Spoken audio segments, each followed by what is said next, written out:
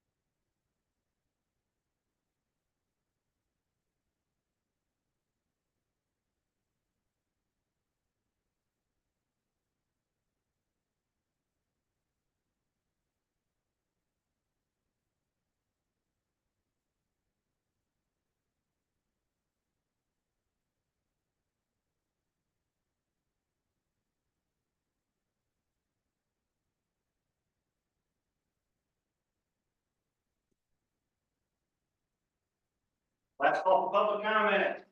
Last call for public comment. What's going twice?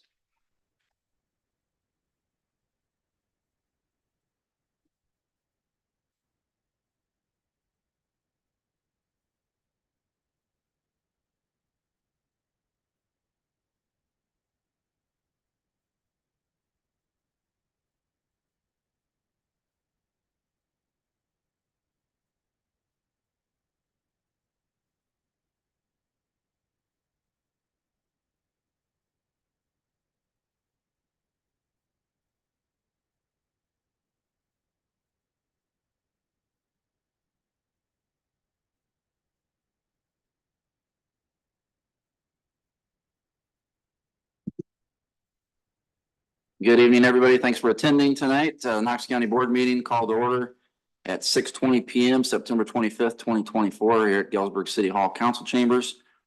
If the clerk would call the roll, please. Nachi, Here. Bacon, Here. Davidson, Here. Hawkinson, Here. Sandoval, Weiss, here, Pugh, Here. Theory, Here. Kramer, here, Frederick, Here. Smith, Bondi, Cohen, Here. Olinger, and Boone. Here. 12 ayes, Mr. President. All right, declare a quorum. Before we get to the proclamation, I do want to make a mention that we are, in addition to the live feed on Zoom, that will come to an end after tonight, but it'll still be Zooming for internal participants. We are live on YouTube.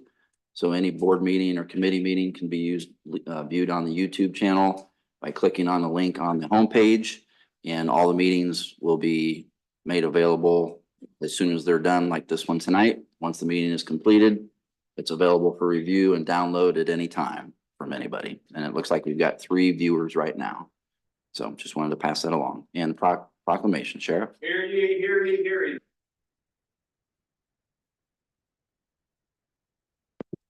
Everybody will stand for the Pledge of Allegiance, followed by a moment of silence.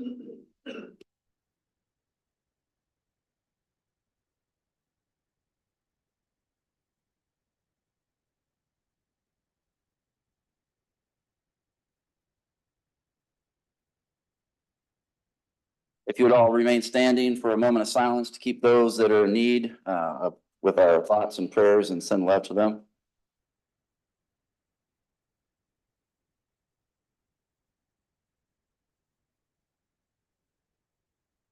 Thank you, everyone.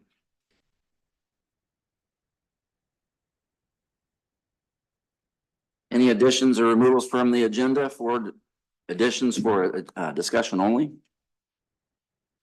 We do need to remove item number 7 again this month, and item number 18 off of the agenda for this evening.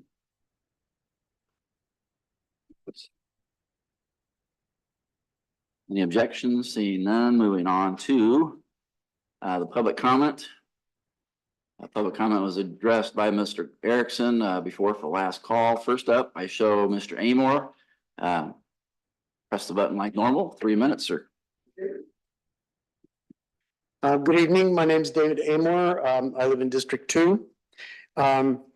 Usually I'm up here to complain about something, but today I'd like to start on a more positive note. I really want to congratulate the board for the creation of the role of FOIA officer, which I hope will be done at this meeting. I think it's something we've needed for a long time. It was clear, I think, even back when I was on the board, that it was too much for the elected office that was filled with other obligations. So I think that's a very important development. I also want to thank Scott as county clerk for taking my suggestion to add the previous month's minutes to the public packets. This made it much easier much more possible to get a sense of the work of the committee. I must, however, express my concern that the pages relating to MSI's latest performance contract proposal, item 22, for the Mary Davis Hall, seem to be blacked out in the packet. And finally, I'll just end with a plea that the board chair break the logjam or whatever's holding up the development of the new website. I think we really need that in urgent sense. Thank you very much. All right, thank you. Next up is Mr. Ken Springer. Thank you very much. I'd like to use public comment tonight to talk about some interesting trends that are impacting economic development. 2 weeks ago, KCAP participated in an event that was put on by the Illinois Economic Development Association. It was called the Site Selectors Forum. This is an annual event held by the association where national site selection consultants gather and they provide industry updates and frankly, they give a lot of advice to local economic development officials. It's usually a really high value event. We always learn a lot when we go up there. It provides real-time access to site consultants. These consultants are important because when companies are making location decisions, a lot of times they'll work with a consultant that will then help a company find the right location for their project. So this is like very, very, very important stuff for us to be involved with. But I wanted to share some trends that were emerging just because I think they're interesting, and I know you guys are interested in economic development.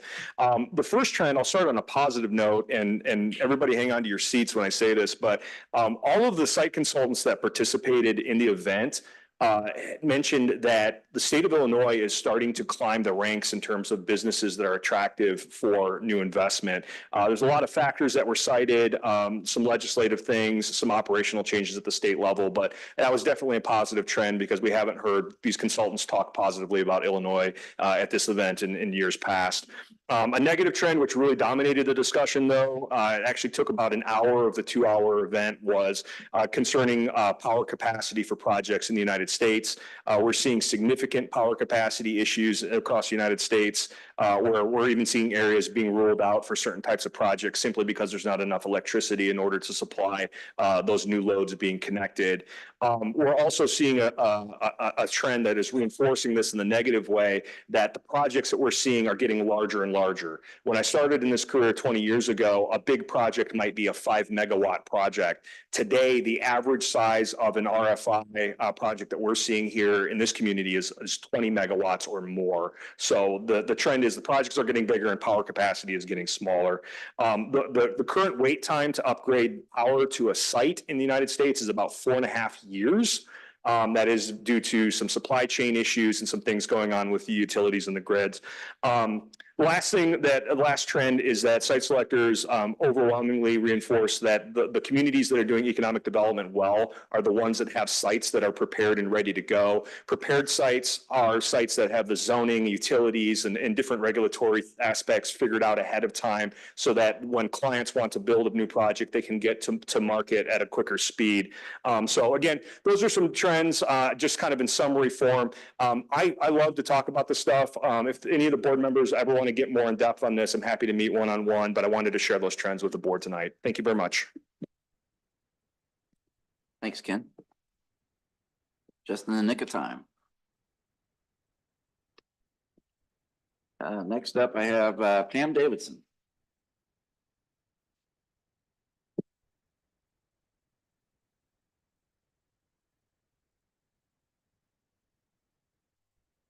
Good afternoon, everyone. I'm Pam Davidson. I'm standing here as the president of the NAACP for the Galesburg branch 3016B.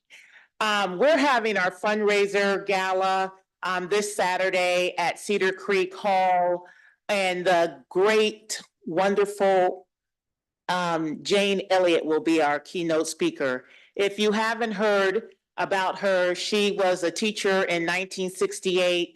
After the assassination of Martin Luther King, she took this little class in Iowa, all white kids, and divided them in blue eyes and brown eyes.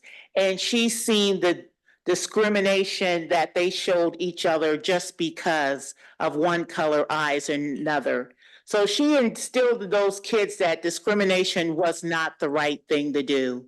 And at the ripe age, or the youth age, I should say, of late 80s, this might be her last speech within that she's going. Her mind is crisp and she's funny and she's just truly delightful.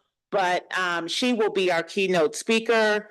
We will have a wonderful event And tickets could be sold at the door for $50. And I just want to thank the Commerce and the Knox County Development, Ken Springer's office. They helped us get everything together, but please don't miss Saturday. Doors open at 5. Event starts at 6 for the NAACP Gala. Thank you. Thank you, Pam. All right. Let's see here. Next up, we've got the consent agenda, items 1 and 2. I take a motion to approve the minutes of the board meeting on August 28th, 2024. And the sales tax and various taxes for the month of June 2024 in the amount of $140,819.32 and $31,578.46. And the public safety tax in the amount of $245,971.41. So moved. Motion and a second. Any discussion? Clerk, call the roll, please. Nachi, Yes. Bacon, Yes. Davidson, Abstain, I wasn't here. Hawkinson, Yes. Weiss, Yes. Pugh, Abstain, I wasn't here either. Theory, Yes. Kramer, Yes. Frederick, Yes. Bondi, Yes. Cohen, Yes. and Boone. Yes. 10 ayes, 2 nays, 2 abstentions. Chair. Motion passes. Thank you. I'll take a motion for item 3 to approve the proclamation for October as National Disability Employment Awareness Month. Your second. Second. Time's up. Thumbs up. Motion in a second. You got those? All right. I'll read the proclamation into the record. Proclamation of October as National Disability Employment Awareness Month. Whereas October is designated as National Disability Employment Awareness Month and a time to recognize the contributions of individuals with disabilities in the workforce and promote inclusive employment practices. Whereas millions of Americans with disabilities possess unique talents, skills, and perspectives that enhance our economy and strengthen our communities. Whereas despite significant progress, many individuals with disabilities continue to face barriers to employment, including discrimination, lack of access to resources, and inadequate accommodations. Whereas it is essential to foster an inclusive society where all individuals, regardless of ability, have equal opportunities to participate in the workforce and pursue fulfilling careers. Whereas employers play a crucial role in creating an inclusive workplace that value diversity and promote equitable hiring practices. Be it resolved that I, Jared Hawkinson, Chair of the Knox County Board, do hereby proclaim October 2024 as National Disability Employment Awareness Month in Knox County. I urge all citizens, businesses, and organizations to recognize the importance of inclusive employment, support initiatives that empower individuals with disabilities, and work towards a future where everyone has the opportunity to thrive. Dated this 25th day of October 2024. Any discussion? Call the roll, please. Nachi, Yes. Bacon, Yes. Davidson, Yes. Hawkinson, Yes. Weiss, Yes. Pugh, Yes. Theory, Yes. Kramer, Yes. Frederick, Yes. Bondi, Yes. Cohen, Yes. and Boone. Yes. 12 ayes, Mr. Chair.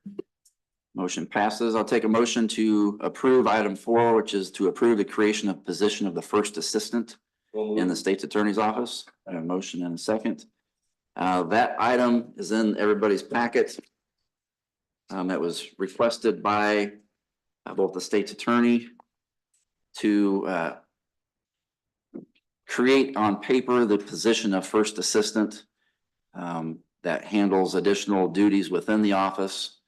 It would be basically the same as all other constitutional offices that have chief deputies, chief deputy treasurer, chief deputy clerk, chief deputy circuit clerk. There's no title of first assistant state's attorney to handle business while the state's attorney is gone.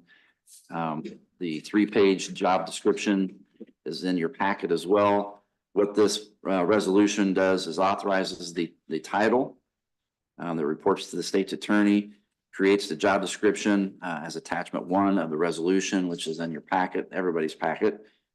Creates the creation of that first assistant shall only be to authorize a classification and not authorize the creation of additional staffing for the office. It doesn't mean that we're authorizing any additional staff members. This is just a title change to have one person as the first assistant. And then upon approval or so ordered, it directs the treasurer to contact the wage study folks to find out where that would fall into the job classification wage grid. And then it would go from there back to the Ways and Means Committee for wage classification assignment. And like I said, I spoke with both the current state's attorney and the acting first assistant under Ms. Lawson Weaver, and this is what they are requesting. And I did speak, this was kind of a discussion back in the day too with Mr. Carlin, that there needed to be a first assistant. So somebody has the ability to discipline in the state's attorney's absence or handle other business in the state's attorney's absence. Questions? Member Davidson.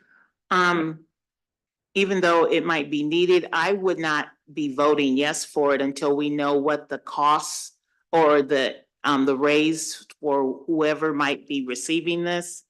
I think the cost study should have been done prior to.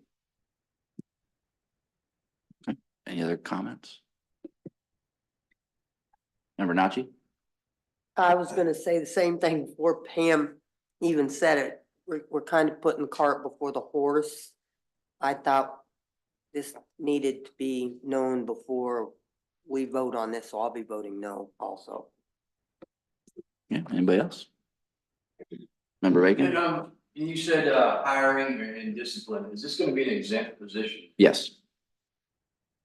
They're all the ASAs are exempt, but by the FLSA requirements, but this would definitely be an exempt position due to the disciplinary Now, ability. even though we're creating a position and going for the time study, will it come back to the board to vote on this again, or is this done deal after this vote?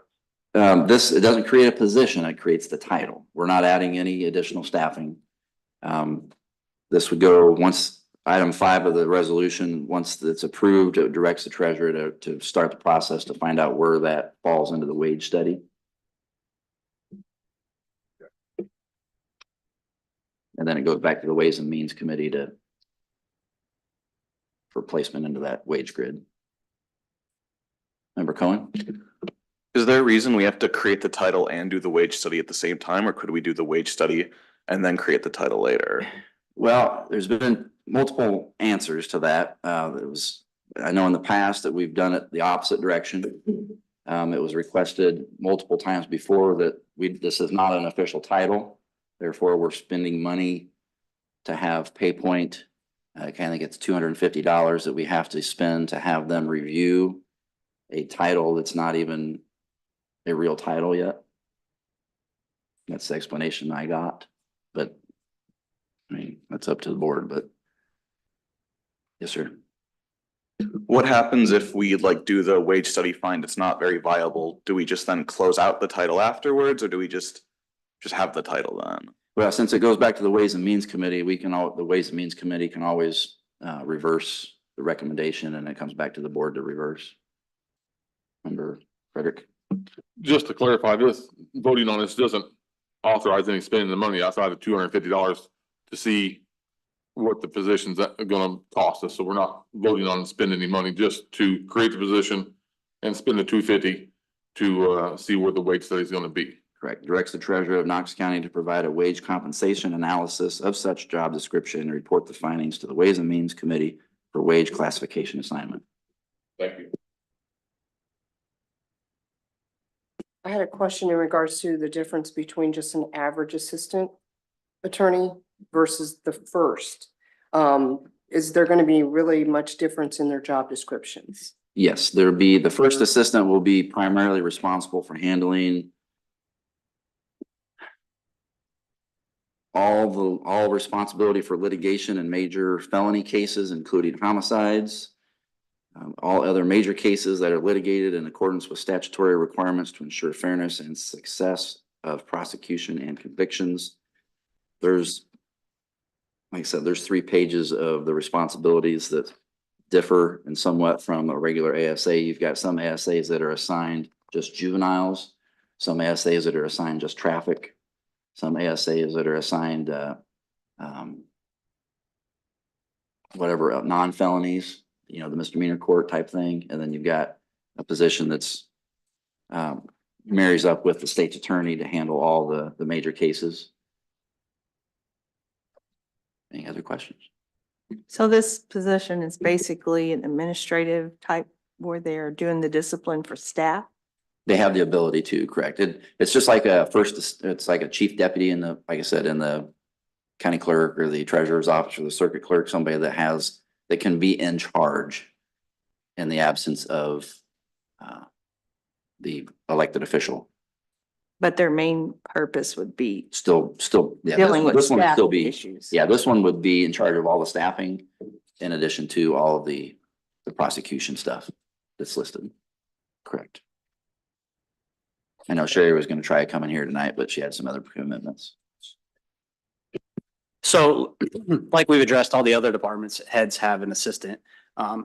As most of us should have learned in the last couple of years, the state's attorney has a lot more duties than just prosecuting cases. You know, he's the lead representation for the board.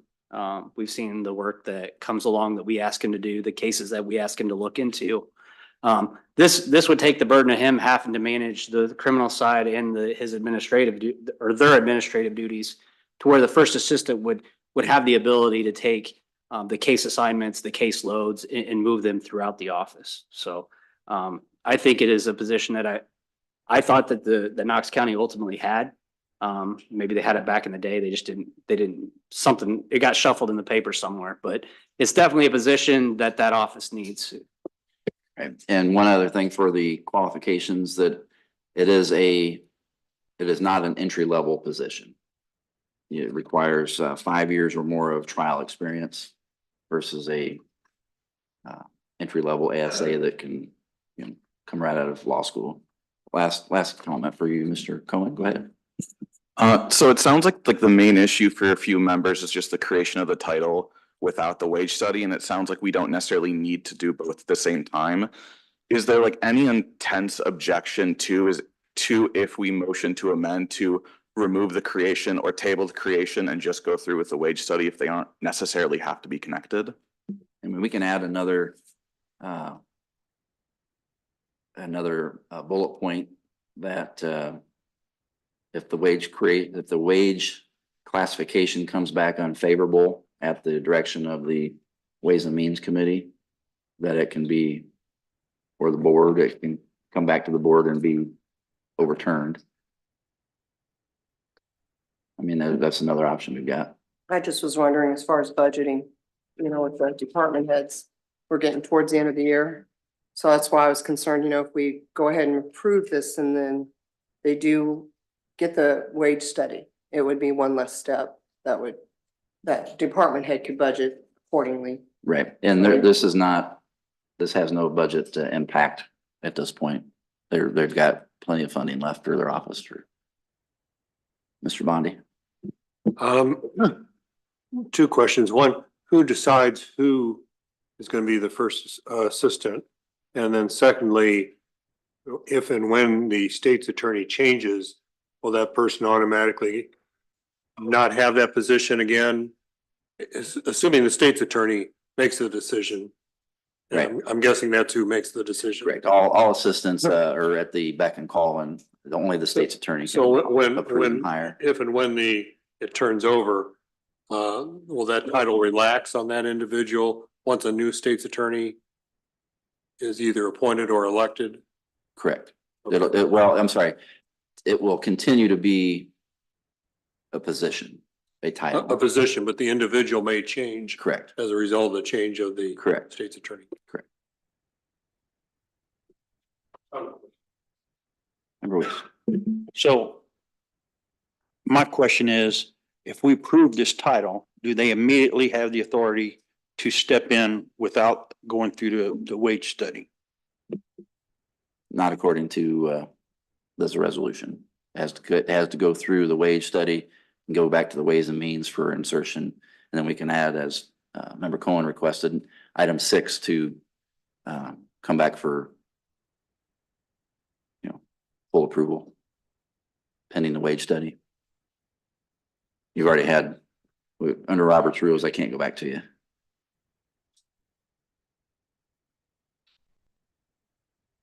Any other comments? Member Davison, this is your second one. Go ahead. I think I would approve it if, the treasurer, after the wage study, would, give some input on it. Because even though they might have the means right now to pay for it, I don't know what their budget and everything that's going to be. And also, due to we're having the changing of the, for the state's attorney, because in 3 months, we'll have a whole new state's attorney. I think we should use those months, or at least half of it, to make sure what the wage study is and understand it better. So. Okay. Any other questions? Member Bacon, last one? Yeah, it's.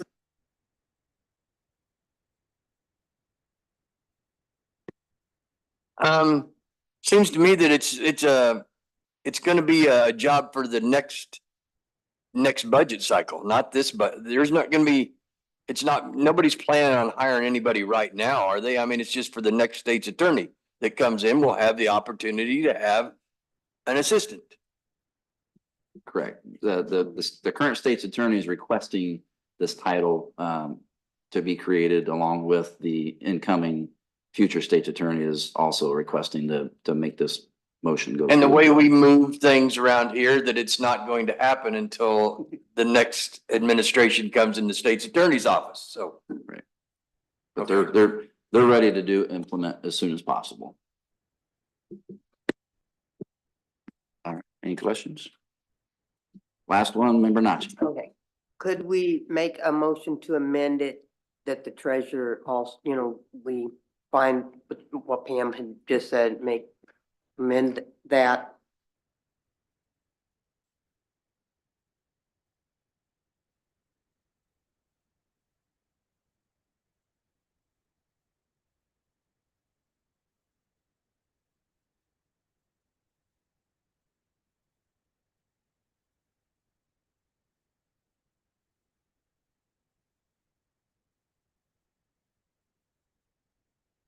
And we can add an item 7 as well that can add pending the budget review. The board is the final decision maker on if it can be reviewed or not. The treasurer has no bearing on if the board moves on something outside of providing some feedback. Yeah. Mhm. But that would also, she's part of the Ways and Means Committee, so she would have that feedback at that Ways and Means Committee. So Thank you. Who made the motion? Member Frederick and Member Kramer. You okay with adding item 6 for pending the wage study review, which is duplicate of item number 5, and pending budgetary review, which is also part of number 5 for Ways and Means? No. But this coming back to the Ways and Means anyway, so it's all be discussed with the treasurer and go through the budget program as well. You know me. Okay, so under parliamentary rule, we would have to vote on. Unless there was a motion to amend from the floor, then the motion to amend would have to come first before we vote on the final motion. So we could entertain a motion to amend. And a motion and a second to amend. Everybody hear that? Nope, I didn't have my microphone. We could entertain a motion to amend from the floor. If the motion is second pending discussion, that motion could then be voted on for the amendment. If the amendment passes, then it modifies the original motion. If it fails, then it goes back to the motion that stands at this point.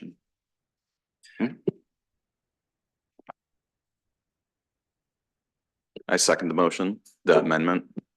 I need a motion first. Second. Oh, same, so member Cohen and member Davidson. Okay. To amend. To add item 6. To add item 6 and 7 as presented to the original motion. Okay. Amend 6, 7. Okay, we have a motion and a second on the floor on the amendment. Any discussion on the amended motion, since we've already had most of it, but I do. So we're just adding language that's already on there, correct? Is that the amendment here? just different terminology, but it all goes back to ways and means, in my opinion, but I mean, the motion's on the floor to make the amendment. Call the roll of the amendment, please. All right, on the amendment to the motion, this is not the actual motion, this is just to amend the original motion. Member Nachi, Yes. Bacon, Yes. Davidson, Yes. Hawkinson, No. Weiss, No. Pugh, Yes. Theory, Yes. Kramer, No. Frederick, No. Bondi, No. Cohen, Yes. and Boone. No. 6 ayes, 6 nays, motion dies for lack of All right, so if the amended motion fails for lack of majority, reverts back to the original motion, the original motion as presented. Call the roll, please. All right, on the original motion, Member Nachi, No. Bacon, Yes. Davidson, No. Hawkinson, Yes. Weiss, Yes. Pugh, No. Theory, No. Kramer, Yes. Frederick, Yes. Bondi, Yes. Cohen, No. and Boone. Yes. 7 ayes, 5 nays, Mr. Chair. All right, motion passes. Good conversation.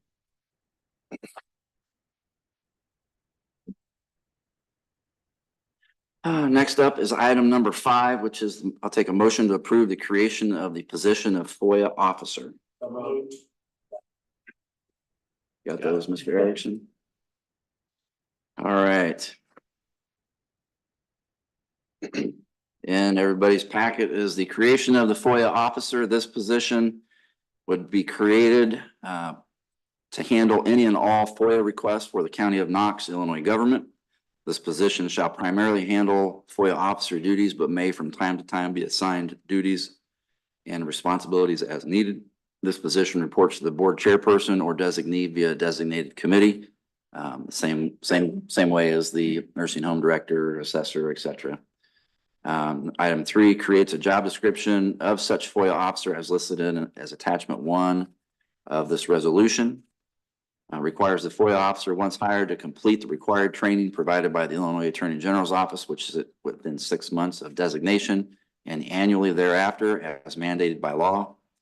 And directs the county treasurer to provide the wage compensation analysis for such job description and report the findings to the Ways and Means Committee for wage classification assignment. The job description, which is attached, was reviewed by the state's attorney's office. It was taken from multiple jurisdictions from around the state that have FOIA officers, specific FOIA officers, not just by title. The requirement to have the training by the AG's office within 6 months, that's statutorily required, and annually thereafter. And again, that position would report to the chairperson, board chair via the designated committee, just like any other county department head, such as the assessor, the nursing home, the landfill, solid waste director. I think from conversation, this is a much needed position with the dramatic increase of FOIA requests. Like I said, we've exceeded 300 requests just this year alone. The city of Galesburg is over 500. There's more to it than people think for handling the FOIA requests within the required time, and a lot of requirements to redact. The minimum education requirement is an associate's degree desired, but not required. 2 years of research and analysis work experience desired. And the state of Illinois Freedom of Information Act is required within 6 months of hire. Obviously, if you have, a lot of skills that could be applied toward this type of position, then that would benefit that person come hiring time. Any discussion? Clerk, call the roll. Nachi, Yes. Bacon, Yes. Davidson, Yes. Hawkinson, Yes. Weiss, Yes. Pugh, Yes. Theory, Yes. Kramer, Yes. Frederick, Yes. Bondy, Yes. Cohen, Yes. and Boone. Yes. 12 ayes, Mr. Chair. Motion passes. Item 6, I failed to pull that off the agenda, so there won't be any action on item 6. Not yet. 6 and 7 are coming off. 6 and 7 are off. More to come on item 6. With that, we'll move to the Committee on Ways and Means, and I'll turn it over to Vice Chair Frederick for the report and action items. Your report is in the packet there. Budget meetings, we had one scheduled for tomorrow. I could not make it, so we canceled it, but we do have them scheduled next week for Monday, Wednesday, and Thursday. I'll send an email out and, or we'll get an email sent out tomorrow when, Josh talks with people and see who we can get out for them days. And, the county clerk will be in there as well as one of them days. With that, we did have a special meeting, just so you know, those of you weren't there, on the Ways and Means Monday to discuss, item, 11. So that, we did have a special meeting Monday for that. With that, I'll move on to item 9 and put in form of motion to approve the legal holiday calendar for FY 25. Or for 25. This is, the calendar that the judges put out and we approve it. We approved it every year, whatever they put out. Questions or comments on that? Call for roll then, please. Nachi, Yes. Bacon. Yes. Davidson, Yes. Hawkinson. Yes. Weiss, Yes. Pugh, Yes. Theory, Yes. Kramer, Yes. Frederick, Yes. Bondy, Yes. Cohen, Yes. and Boone. Yes. 12 ayes, Mr. Chair. All right, item 10, I'll put in the form of a motion. Approved case, AP-01-24, request for appeal to the zoning interruption of Article 3, Section 3.1.01.1 and 3.1.67 of Knox County zoning resolution to allow a room addition that includes a breezeway garage, a kitchen, bedroom, and bathroom attached to existing primary structure dwelling in the A agricultural zone district, filed by temp trustee Tim Robinson, co-trustee 105 West Main, Victoria, Illinois. Second. What this is, in our zoning resolution, there was kind of a gray area of how they can build 2 residences there, and they needed clarification. Sonia thought they needed clarification to make sure they can do it, so it went through the zoning board of appeals, who presented all the information. They approved it unanimously. Sonia could not be here tonight. She had other conflicts, but have any questions, I'll do the best I can to ask, to answer them. This individual did come to Ways and Means meeting and asked for us to approve this months ago, but he did have to go through the process and got through it. Any questions or comments? The only question I have on, and it's necessarily isn't for us or the board or the direction, is that it's unfortunate that the people have to pay $500 for their appeal to be heard. And then it's non-refundable if it's overturned. So I think that's something that should be looked at in the future. Yeah. Pam?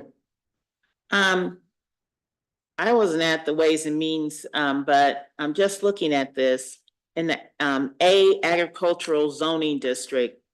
I thought they couldn't really have in the past a breezeway because it was another junction to like a place to have like 2 homes or a family thing. Wasn't that We discussed? modified that a couple years ago, Pam, where we can have 2, what they call, Sonia referred to it as like a mother-in-law house. We changed that a couple years ago. And that's kind of what this is, but they didn't define it enough to, what he wanted to do here with the 2 residents. It wasn't defined enough in the zoning resolution, so they had to get clarification on it. This is the same question. So they identified it, so this has to be a family person. He can't rent it out, right? No, it's not, no, Okay, that's all. Thank you. go ahead. I actually was there when the gentleman came, talked about this. He basically, it's, the or the mom and dad. From my knowledge, I mean, you guys can correct me if I was wrong or not, but they're getting older, so they're adding on for them. And then they're gonna live in the older part of the house, if I should say. So the newer part would be the parents, and then the kids who's taking care of them will be on that other side. I think the part of the problem with the clarification was the breezeway that was gonna hook them together. I mean, you're kind of making one, Sonny didn't know if it would be called one residence because the breezeway would be connected to them, or it was two. That was kind of the holdup, I think, through that, Pam. But we just needed clarification on it, so. Any other questions? Call the vote then, please. Oh, and I was just gonna say, I do agree with Josh about that, about the $500.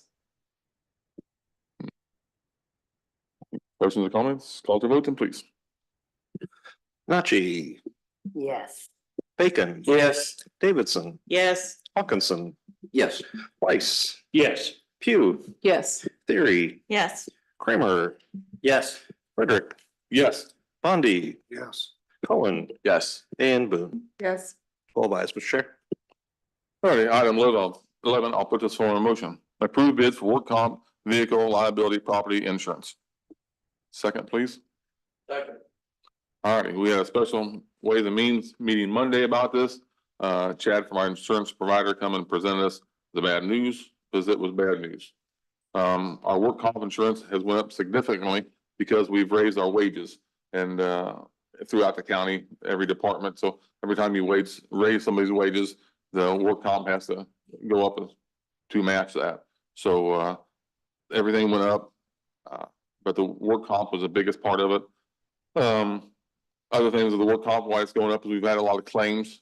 We asked Chad to come give us a breakdown of what departments and, was it just stuff that happened? Or was it something maybe we can prevent? His people, he's gonna go over that stuff and then go through the insurance companies and see if there's some kind of program or something we can do to help educate different departments if we find one department is just having a bunch of little things that we can prevent. So the insurance company's gonna go over that, see if they can help us with that and give us some free training with department heads that are in need of in departments that are in need of some help there. So that'll be coming with that. In the meantime, thanks to Tracy for showing up tonight and then at the Ways and Means meeting Monday. Robin had something come up tonight, so she couldn't be here either. But Tracy did bring me a number of 1.648, 145,000 is the premium. Is that right, Tracy? Okay, thank you very much. Yeah. So, Got something, Brian? go ahead. Go ahead. I was just gonna say, the increase was 18.8% increase over last year. A big chunk of that as well is the property and liability claims. Just because the property values have increased. I believe, if I remember correctly, that was part of it, that because the property values that have dramatically increased, based on, the market value, then the liability cost also go up, which is passed on to us, as well as the payroll increase is up significantly. Brian also mentioned that, there's a uptick in workman's comp claims. So like he said, they've got the ability to break it down, and they'll come next month to the Ways and Means Committee to provide if it's if it's preventable or if it's just society that's causing the increase. But they did have multiple bids that went out. A couple had no interest in providing property. But the ICRMT did reduce their bid by 28,182. I think the cost was based on some information that was provided that was able to be changed. Oh, I just wanted to make comment. I mean, of that 1.8 million, there is the entities that's spread out between the entities, so it does get paid that way. 1.6. 1.6, excuse me. Mr. Bondi? Yeah, I don't know if it's the value of the property, but it's the replacement value. In other words, if something was destroyed or had a fire and we had to replace it, that's what's gone up so drastically. Pam? Can we use our liability insurance to, because sometimes I know they do it for the sheriff's department, on having training on how to lower our workman comp issues? That's exactly what they're doing. And Okay. that's what I was talking about. They're gonna review and see if there's any one department and then look over the claims and see what they can do to start narrowing them down and help us with that. Because I know with the sheriff department, the nursing home, they have a lot of liabilities because, lifting back issues, lifting correctly, or, just addressing different things. Yeah. So. Yeah, hopefully Yeah. next month, Pam, they'll come back and break it down by department and see what see what the claims are and see if those are 10 back claims. Well, then we need to have some training on lifting and carrying. Okay, So that's our plan. yes, thanks. Any other questions or comments? So is that not part of a service provided by the insurance company that provides our workman's comp coverage? They're going to do that. They're the ones doing that. They do it regularly then? Not regular, no, not unless you ask. It's not part of their service. They'll do it if you ask. And we've now asked them. All right. We've done it before though. Yes. So I mean, we have done that before. They came in and gave them talks before. I think they went to a couple departments like the sheriff's office last year and gave some information and some training. I think they're also the same ones that hosted the emergency vehicle operations training for the sheriff's deputies, that type of thing. And one other thing to clear that up, there was one other bid that was slightly lower than this one, but Chad suggested we stayed here because it wasn't worth the pain of suffering of transferring everything over to another insurance company. So, and like Jared said, they did lower their price because of that, but it got pretty close, so it wasn't it was a very insignificant change to stay where we're at. So he suggested to stay here rather than change everything over, and that would just make more work for the treasury department to swap all that stuff over, so it wasn't worth the change, but. I think that was correct me from IPRF. Does that sound right, Tracy? Thank you. That's all I have. Any questions or comments left? Roll call, please. All righty, Nachi, Yes. Bacon, Yes. Davidson, Yes, Hawkinson, Yes. Weiss, Yes. Pugh, Yes. Theory, Yes. Kramer, Yes. Frederick, Yes. Bondy, Yes. Cohen, Yes. and Boone. Yes. 12 ayes, Mr. Chair. All right, I'll put this for motion item 12. Approve payment application number 1 for courthouse ramp project. Second, please. Second. All righty. Jared? This payment request is in the amount of $67,950. The remainder to finish, including the retainage, is $51,050. The project is complete, 99%. We're just waiting on the sign off from the Department of Justice that handled the inspection of the handicap ramp. And I've been saying for 3 weeks, I hope I'll get it today, but I hope I'll get it this week. It's just, we did receive correspondence from Washington DC that they're working on getting the final document signed and sent to our attorney's office in Chicago. Questions or comments on that? Roll call, please. Nachi, Yes. Bacon, Yes. Davidson, yes, Hawkinson, Yes. Weiss, Yes. Pugh, Yes. Theory, Yes. Kramer, Yes. Frederick, Yes. Bondy, Yes. Cohen, Yes. and Boone. Yes. 12 ayes, Mr. Chair. All right, item 13, I'll put this form of motion. Approve resolution for expenditure of authorization from special contingency fund for nursing home project. Second, please. All right, what we are doing here, I'm gonna butcher this up a little bit probably. We have a special contingency fund that money is put into from the landfill primarily. And this is authorization that we can get the money to do the what's it? Drawings. The drawings. That's it. We want to do the drawings of for the solar. Then all the other upgrades we have. Chops can speak on the upgrades, but this is to use that money from there. Then when this is done, if I'm, correct me wrong, the nursing home will, get the loan and pay this money back. Right. So that's what this is about. If you have any questions, I mean, basically, we're just taking the money out to get the nursing home going on the solar project, the drawings and the, other upgrades that Chops has talked about for months here and get that going. Then once the drawings are done and we know we can get an idea of what the bids are gonna cost, then we go get the loan, then nursing home will pay that money back to that contingency fund through the loan they get. So the county is fronting the money for the basically for the drawings for a couple months. Cheryl? Okay, when you say the solar, aren't we kind of on a timeline?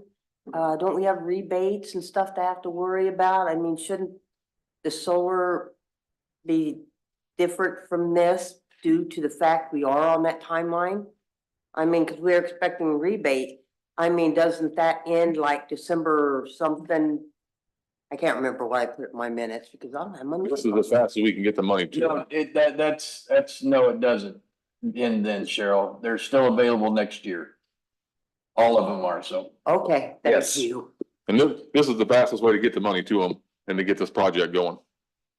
Right, there, to answer your question though, Cheryl, there was discussion, I think 2 or 3 months ago that we were on a time schedule based on the type of rebates, but that has been researched further and that's not the case.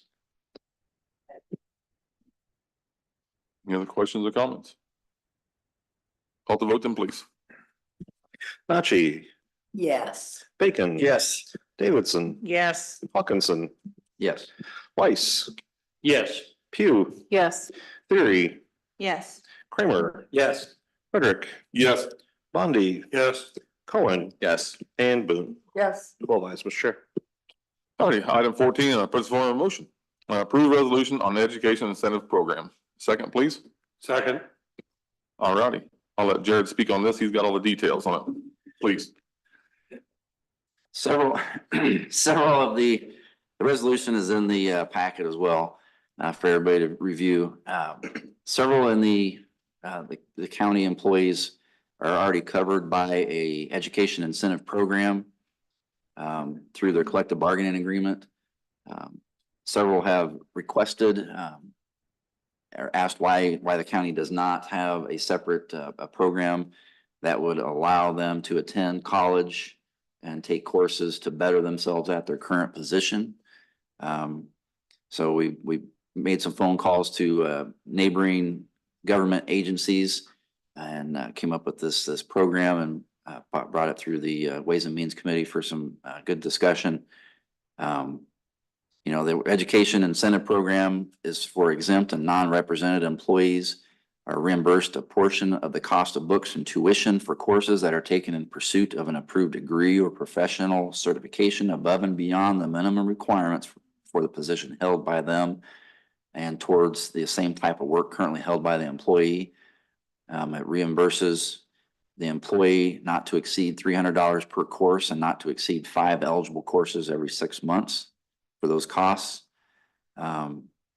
There's a procedure in the resolution as well. So basically, for $1,500 every 6 months for those employees that wish to better themselves. I think that we have an obligation to help our employees be better at their jobs as well as better themselves and their work and their private life. There is a requirement that upon reimbursement, those employees retain employment for 18 months. Otherwise, they must repay the county of Knox for all reimbursements. There is a grade point average requirement to receive the reimbursement. And once the certifications or transcripts are received for those courses that have been taken, those are turned in to the department head, which is in turn forwarded to the proper committee for review and approval, and which in turn is transferred to the county treasurer for adjustment.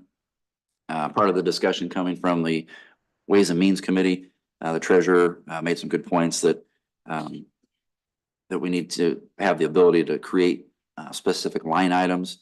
So I left the one of the bullet points there kind of general that allows the county treasurer to create certain line items as needed for revenue and expense. for the next fiscal year, as well as making a funding available if needed from the proper contingency funds for the current fiscal year training funds. Every department has a training line item that would fall under as well for this current year. And then for the next fiscal year, there would be a separate line item created for in general. We're trying to avoid it where, you know, there's still a cap on how much money is put in to the next fiscal year. That way we don't have 100 employees that want to participate and then we break the bank. We have to limit it at some point. But this is one step that brings us up to, you know, the 21st century with, you know, neighboring jurisdictions. The city of Galesburg does $300 per course. They don't limit it for the number of courses. Peoria City, Peoria County, a lot of counties neighboring all have some type of education incentive for bettering their employees. That's all I've got. Questions or comments on this? Cheryl? Okay, I don't know when, but I bet I could have Scott find it for me if I could figure out when. We have discussed this before and we have done things like this before, and it has come to bite us in our extremities. Because they leave and yet they say they pay it back, and then I remember some of them we had to issue letters, send out letters to them. And I still never heard if those people paid us back because they decided just to up and run. And I believe in it, and everybody needs, you know, if they want to educate, we just need a tighter rein on it. Or if they leave us, we're not sending letter after letter after letter and poof, no response to the letter, no response to the money or anything. We need to be told if we got that back, or there needs to be some form of punishment if they don't pay us back after so many letters. That's all. So I'm going to vote no because of that. That's all our state's attorney. When this happens, I mean, if we gotta send out letters and stuff, I mean, we just need a state's attorney that goes after it vigorously and to get the money back, not just send 15,000 letters and no one do something about it. I think that's on them. I don't know. I remember vaguely about some of that stuff, Cheryl, when it happened, but I can't remember the exact details of whatever happened in the end. Pam? I think it should be kind of tied to the department. Instead of just general and taking it out of our general fund. Because, for example, now, the nursing home, the state as, only gonna have RNs instead of LPNs. So if some of our nurses wanna go to school and get their RNs, I think this will be a great asset for them to help further their education, to get their RNs, which is the ones that are LPNs. So, and I know, especially in the landfill, for them, if they want to go and get that extra education on being administrator, is it called administrate? Certification. The certification, they already have something in there for them. And just if they want to be a new FOIA officer and they want to better themselves with take some lawyers classes or something. I think it's well needed, but I think it should be to the departments for they can issue it and instead of coming out of the general fund. I agree. The discussion on the Ways and Means Committee was that the line items that would be created for the next fiscal year I believe would be in each individual's department, but it would only be entered as $1, because if we put $10,000 for education incentive in each department, then we may run into it, because we've had it happen before in certain departments that towards the middle of the year, we run out of money on one line item, and that department head says, well, I'm just going to shuffle this $10,000 to here. And now we've totally defeated the whole purpose. But Robin's opinion, if I'm correct, is to create $1 per department And then as it's needed, we would insert the proper funding, correct? Right. Okay, then I vote yes. Any other questions? Just, Cheryl? just asking, so what you're saying is it is gonna be in each department's budget, it's not gonna come out of the whole general fund? It still come out of the general fund, out of the contingency. Because we put money in the contingency that when there's people that want to participate in the department, then we move money into that department's line item for education incentive. Is that a good explanation on it, Tracy? Yeah, because she talked about putting it in the actual contingency fund, and then when that department is needed. Into that, Into whatever department. right, right. Man, I would. But the nursing home will have her own. Yeah. Correct. The general fund will have for general fund people. Exactly. I will be a highway next to Mayor Davis and Mayor Davis on. Correct. That's the way I understand. Yeah. Yes, exactly. And that's why I let the resolution loose, that the treasurer has the ability to create the line items for revenue and expense as needed. That way because it could change, you know, at the board's direction later come budget time. But currently, the departments that have the training line item, they could use money out of that. If they so Okay, chose. I'm gonna go ahead and vote yes on this and hope it doesn't fight us in our extremity. Is there a method are we going to be measuring, if this is if it's being financially beneficial to us, that's people are actually finishing school, following through on their commitment to the county and success rates to see if we're just throwing good money to bad or we're actually improving things? It'll be a continuous improvement because they will not be able to request reimbursement until the course is completed. And they have to provide their transcript for those courses in order to request reimbursement. So there's no upfront funds? No. Okay. No. Anything else? So you had mentioned upfront that there was gonna be a GPA requirement. What is the GPA requirement? We could change it if you want. Just mirrored other places that coursework must be taken through an approved accredited institution. It must receive a grade of C or above per course to be eligible for reimbursement. If you're employees seeking an advanced degree such as a master's or a doctorate, you must receive a grade B or higher.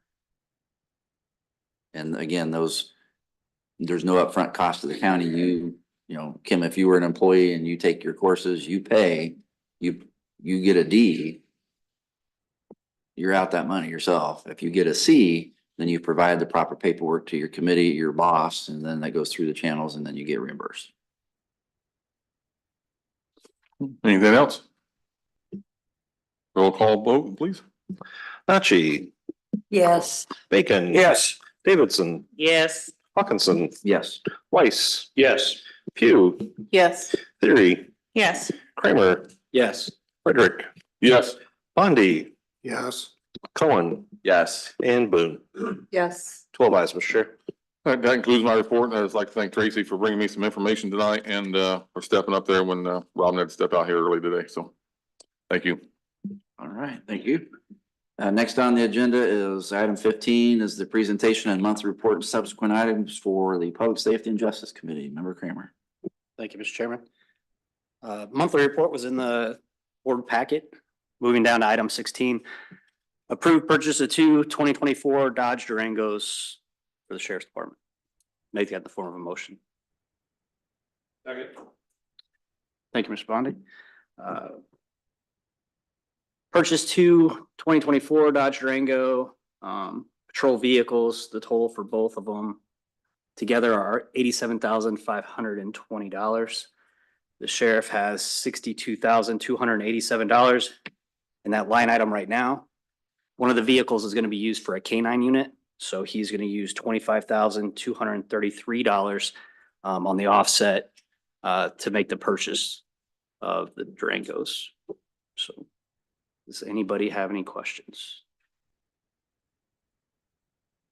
Cheryl? So, are we just about done getting vehicles for the sheriff's office? Because we've been doing it now for what, the last 2 to He, gear. Will never be done. when you per se be done is when you get into bigger problems. So he has a fleet alignment program that he's running out to get old units out. So like the old K9 unit, I believe, has over 200 and some thousand miles. So that was one that was due for to be replaced. I can help out with that answer. I mean, you might be talking about it for a while, Cheryl, that we had a flood where we was buying 6 and 7 at a time. We should be done at that.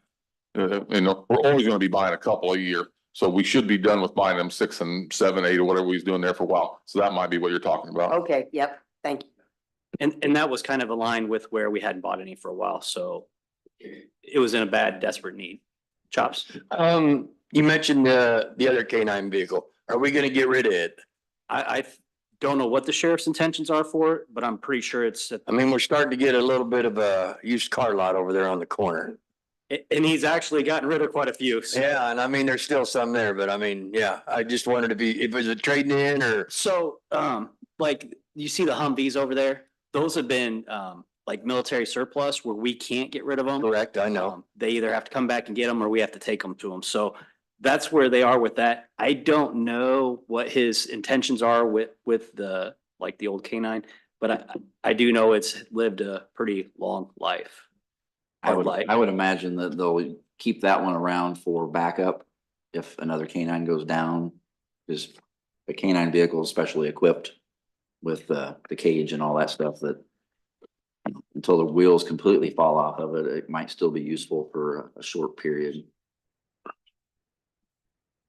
Wasn't the original K9 unit given to us by Howard Buffett? Correct. So we had no expense in the vehicle that we received and got the program going. Correct. That might actually be that vehicle. So I'm pretty sure it is. Any other questions? So am I understanding that we are going, this puts us into a kind of a 2 vehicle a year rotation or what?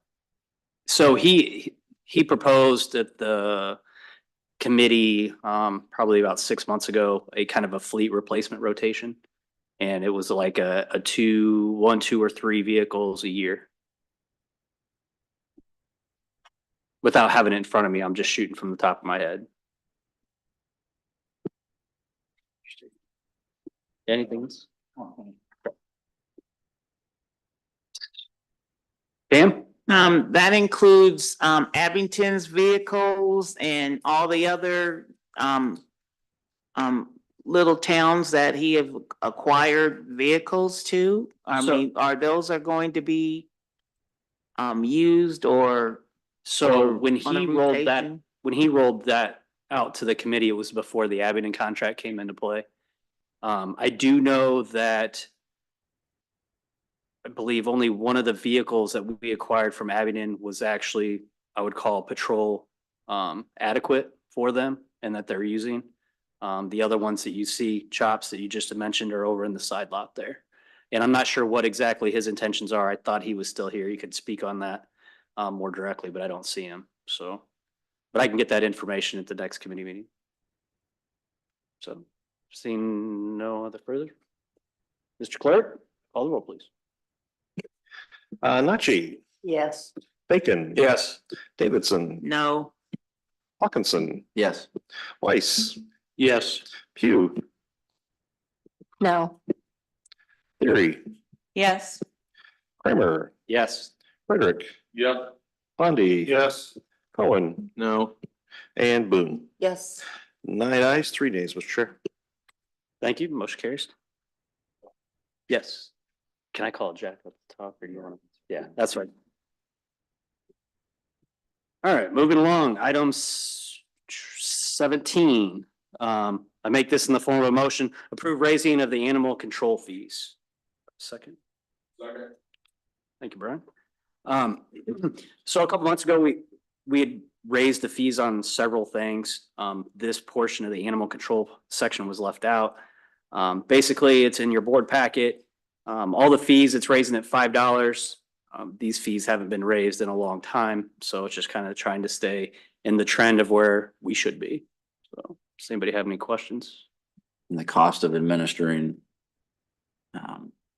of licenses and such is also increasing, so this will help offset that. Seeing none, clerk, call the roll, please. Nachi, No. Bacon, Yes. Davidson, Yes. Hawkinson, Yes. Weiss, Yes. Pugh, Yes. Theory, Yes. Kramer, Yes. Frederick, Yes. Bondi. Yes. Cohen, Yes. and Boone. Yes. 11 ayes, 1 nay, Mr. Chair. Thank you, Mr. Clerk. Motion carries. Item 18 was removed from the packet, so I'll turn the back over to the chairman. Thank All you. right, thank you. Moving on, item 19 is the report from the Committee on Infrastructure and subsequent action item, Mr. Bondi. Thank you very much. The monthly report minutes are in your packet. Are there any comments or questions? If not, I'll go on to action item 20. Approve the change order number 4 for the lychee collection system project for $5,004.90. I'll make that in the form of a motion. Is there a second? Thank you. A repair to install the fiber optic line was required. The line was damaged during the normal landfill operation at the daylight point near the tank installation area. The cost of the repair is $5,004.80. Change order was enclosed in our packet. It was unanimously approved by our committee. Are there any comments or questions? Just one point Sure. of order, Mr. Bondi. I need to modify the motion. It's to approve the change order in the amount of $5,004.80. It's not 90 cents. Oh, it's a misprint on the. That's right. I just want to make sure that we're. I modify my motion. Thank you. And the second is modified? Yes. Okay, Thank you. please proceed. Please call the roll. Nachi, Yes. Bacon, Yes. Davidson, Yes. Hawkinson, Yes. Weiss, Yes. Pugh, Yes. Theory, Yes. Kramer, Yes. Frederick, Yes. Bondi, Yes. Cohen, and Boone. Yes. 12 ayes, Mr. Chair. Thank you. Item number 21, approve the agreement with the city of Galesburg to construct multi-use path in South Lake Story Road right away. Make that in the form of a motion. Is there a second? Thank you very much. Background is the city of Galesburg has been working on construction of multi-purpose path along the south side of Lake Story Road for several years. The path will utilize bicycles, walkers. Funding has been secured and construction bidding documents are being developed. Multi-purpose path will be constructed in the north edge of the right-of-way of the South Lake Story Road. Since Knox County has jurisdiction over the right-of-way, the Illinois Department of Transportation is requesting Knox County and the city of Galesburg to execute an intergovernmental agreement spelling out the terms of the construction and the future maintenance of the multi-purpose path. Budget impact, there's no cost to the Knox County and therefore no budget impact to our agreement. It was recommended for approval. Are there any comments or questions? Yes, Cheryl. Oh, heck no, I don't get into governmental agreements with the city because I've been on this board a long time and we were in a governmental agreement with them. They were jerks all the way. Don't care, say it the way it is. There is no way, I've always said I won't get in another one with them. My vote will be no. Okay. Thank you. Pam, did you have a question? Yes, I do. Will this, it's been several years ago when they made the path and it was on county property and we kind of turned over some of our land for that walkway. Is this the same continuous of this? I don't think so. Dwayne, you might speak to that. I am not familiar with any paths on county right away at this. Yeah. So what is that pathway from the village all the way down that has been past the trailer, the little campground? There is no path. Right, not yet. You might be thinking of several years ago, we awarded the city of Galesburg ARPA funding for a portion of the walkway that has been constructed. This piece here stretches from West Lake Story Road to the villas there at Henderson and South Lake Story Road. This will be, This will be. this will be the South Side Lake, Correct, which is across from Carl Sandburg. correct. But it stops short of Henderson Street, I believe. Correct. This will be the completion to allow completion on our right of way since County Highway 30 is South Lake Story Road, which is maintained by the county. So So on the gravel part, it'll be somewhere where they can ride their bicycle? No? So They're wide right away. Mm-hmm. right, so as it stands right now, once this is completed, you'll be able to start at the North Lake Story Road and Henderson Street and ride your bicycle or walk or rollerblade all the way around the lake and end up back at the villas. I know that there's, with the holdup right now to get from the villas up to and across into Lincoln Park, I think that's their final desire, is they have to work with the IDOT for permitting to get across the highway, but this gets us the stretch That's from, actually 150. right, gets the stretch along our highway Okay. at no cost to us. Any other comments or questions? Ask the clerk to call the roll, please. Nachi, No. Bacon. Yes. Davidson, Yes. Hawkinson, Yes, Weiss, Yes. Pugh, Yes. Theory, Yes. Kramer, Yes. Frederick, Yes. Bondi, Yes, Cohen, Yes. and Boone. Yes. 11 ayes, 1 nay, Mr. Chair. thank you. Item number 22 is to approve the performance contract project for the Mary Davis homes with MSI. I'll make that in the form of a motion. Is there a second? Thank you. The performance contract is in your packet along with the reports and minutes. The amount of this performance contract is $253,080.00. It's self-explanatory for all the improvements associated with that property. We'll be analyzing the working drawings for heat and air, for energy management, lighting, fire alarm, roof soffits, exterior insulation and finishing systems. Description will provide for the engineering architectural services to construct the documents, specifications, bidding, contract administration, construction administration, project closeout, and allow it to then go to bid on each and every one of those items. Are there any comments or questions? I just have a comment, Bob. The thing that you didn't specify there is also the upgrades to the security system, which means the cameras, the locks, and all those. Yeah, fire alarm, security system and access Okay, system. I think you just said fire alarm, so. I'm sorry. Thank you. Pam, did you have a question? Yes, because of this is updated, should it be rebidded? Should it have been bidded out? Because of the updates? no, this is Different than just, what- this is just the professional This- fees to do the Put the documents architectural, together. structural documents, to work up the documents and designs. Then it will come back to the board to go out for approval on bid and bring back to go out for public letting on all of the different items, as Bob stated. So it still comes back to us to approve for going out for bids, and then the bids would go out, they'd come back to us like the jail did, and we reviewed all the bids and either reject or approve the bids. This is just the approval of the start of the design phase, the professional services. Anybody else have any comments or questions? Not, I'd ask the clerk to call the roll, please. Nachi, Yes.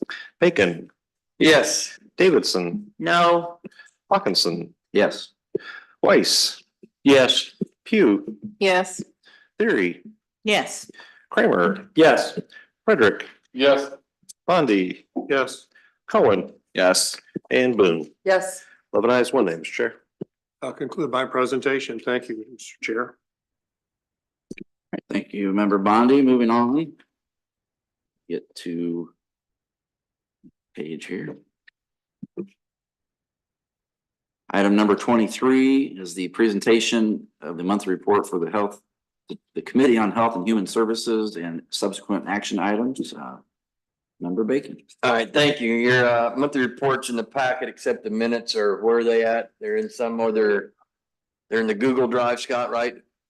Oh, yeah, they came in late. So, yeah, and I want to thank Cheryl for taking minutes, and Amanda's not here for taking over for me last month. Thank you.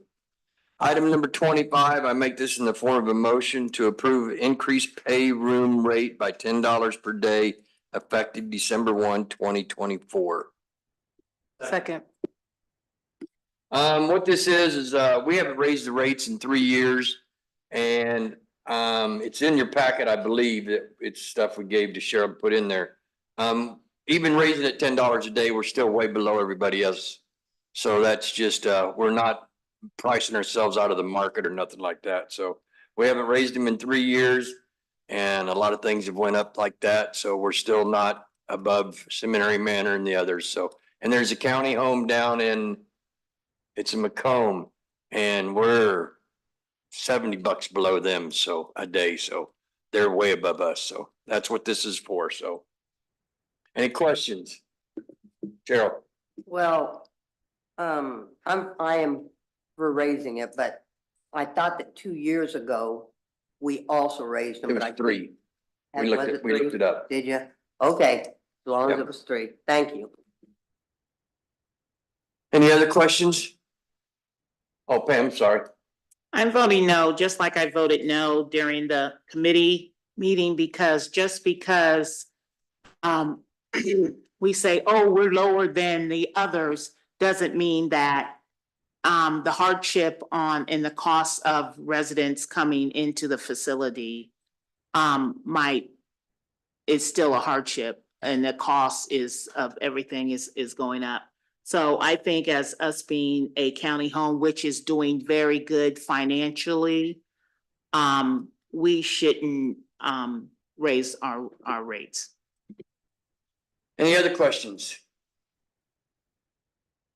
Seeing none, call to a vote, please. Nachi, No, Bacon. Yes. Davidson, No, Hawkinson. Yes. Weiss. Yes. Pugh, No. Theory, Yes. Kramer, Yes. Frederick, Yes. Bondi. Yes. Cohen, No.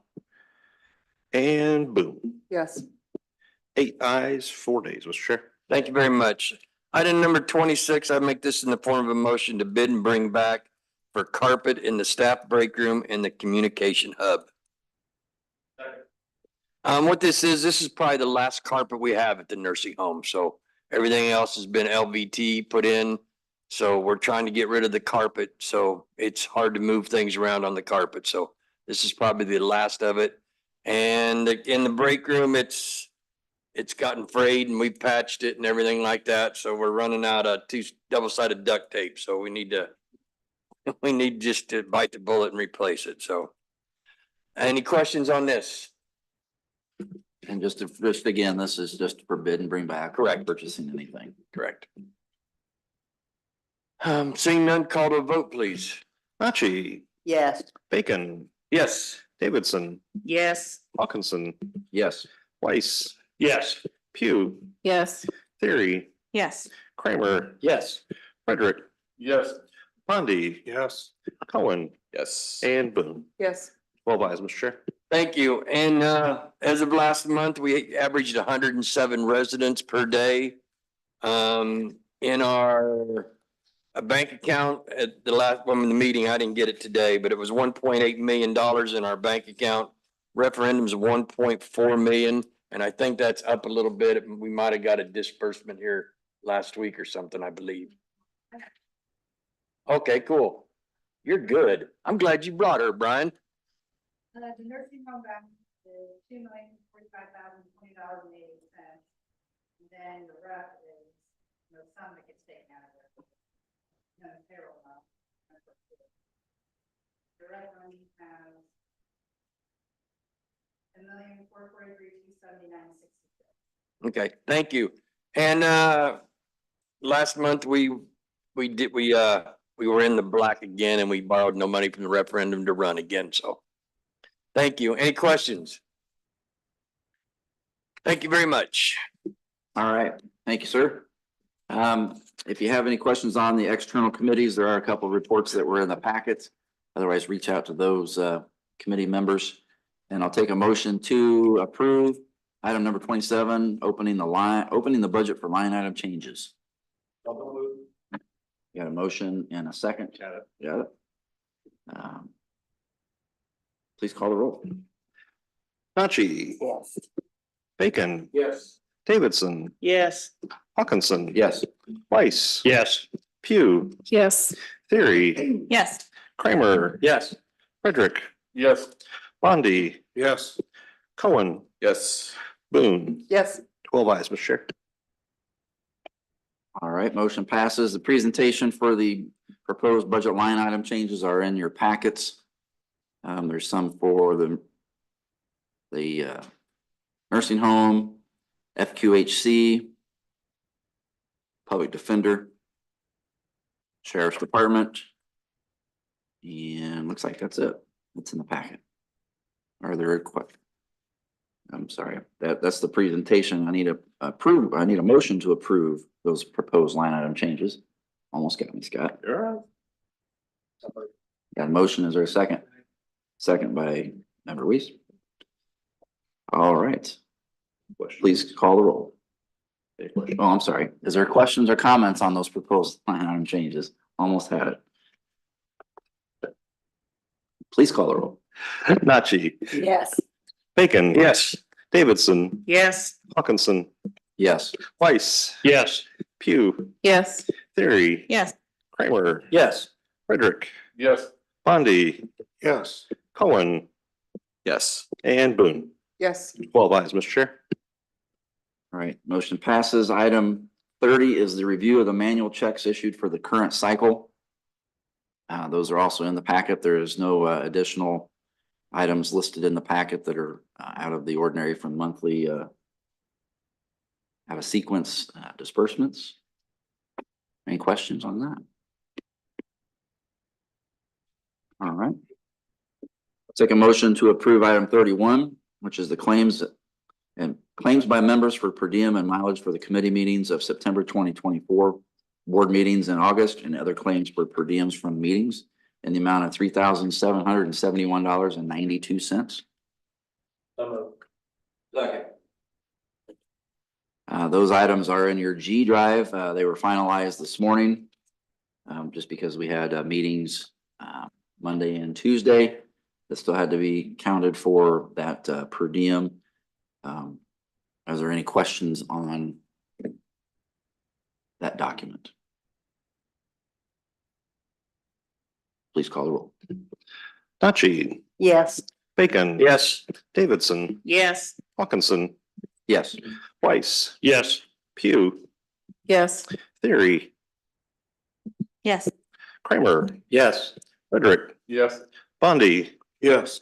Cohen. Yes. And Boone. Yes. 12 ayes, Mr. Chair.